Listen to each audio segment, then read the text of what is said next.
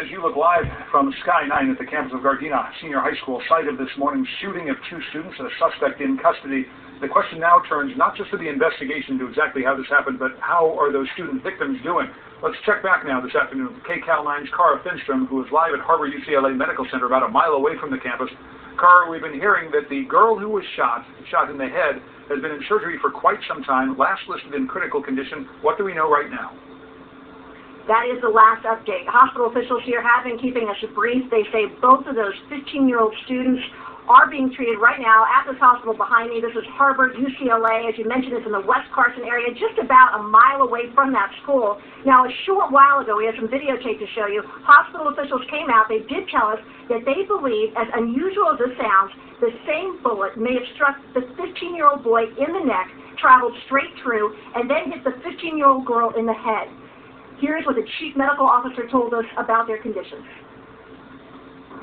The female is 15 years old. Received a gunshot to the head. She's still in surgery right now. Should be coming out soon. She's in critical condition. The boy, who's 15 years old, is in serious condition. He's in the emergency department and being taken upstairs soon.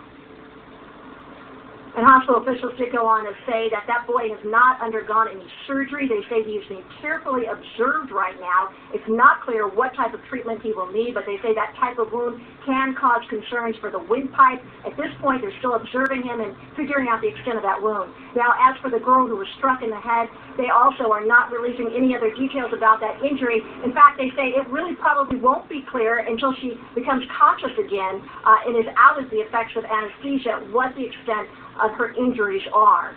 Now, as far as the families of these two patients, hospital officials not saying whether the parents have yet arrived at this hospital and been able to see their children, but they are telling us that this is a trauma level 1 center, and that means that there are specialists, surgeons, all kinds of specialists here 24/7 who were waiting when those two students came in, and that of course must be some comfort to these families. Reporting live in West Carson, Cara Finstrom, KCAL 9 News. All right, so Cara with an update on the victims, a 15-year-old boy and a 15-year-old girl.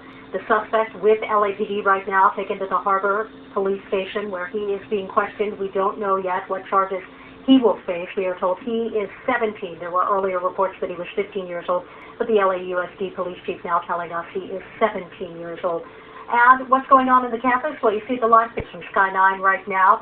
Derek Bell overhead as the buses pull up and the dismissal started, just about, 30 minutes ago, Derek?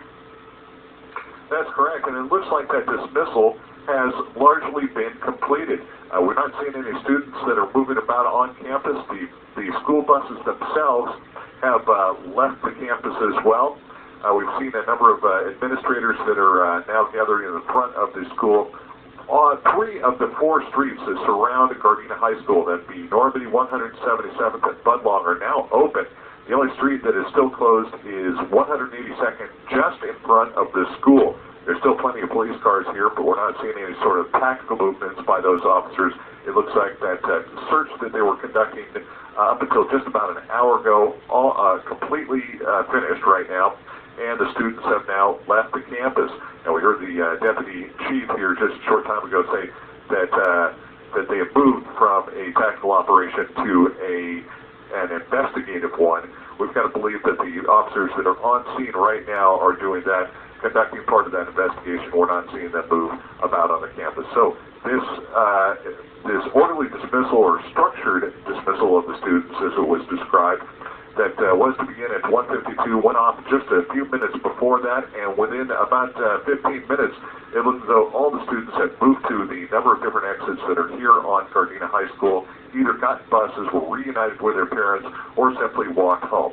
Overhead, this is Derek Bell at Controls of Sky 9 now. Back to you in the studio. All right, Derek Bell, thanks so much. You know, discipline has unfortunately long been a problem at Gardena High School. It ranks as one of the LAUSD's lowest performing high schools. Only about 2 out of every 3 students here actually graduate. 1 out of 3 drops out. Given out a lot of suspensions at this school over the years. So again, discipline has been a problem.